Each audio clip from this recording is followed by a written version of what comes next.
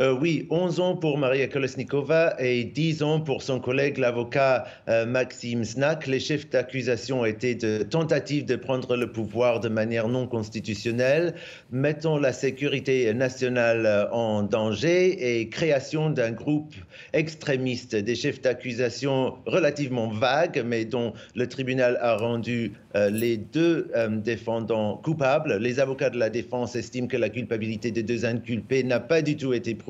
L'un des avocats de Maxime Znak a même dit qu'aucune évidence sérieuse n'avait été présentée pour démontrer que ces crimes aient même été commis par qui que ce soit.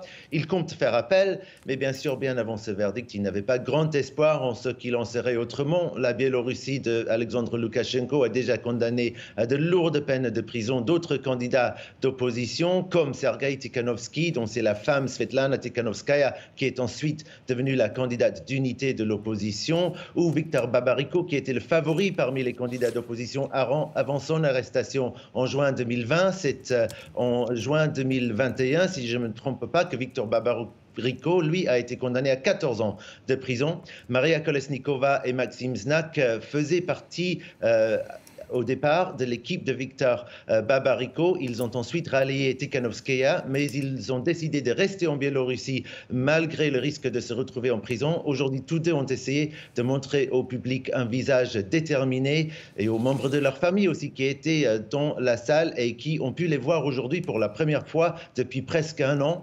Ensemble, ils étaient dans une seule cage dans la salle du tribunal. Ils souriaient tous les deux et Maria Kolesnikova, malgré les menottes, faisait avec ses mains la signe de cœur qui est devenu l'un des symboles d'appartenance à l'opposition.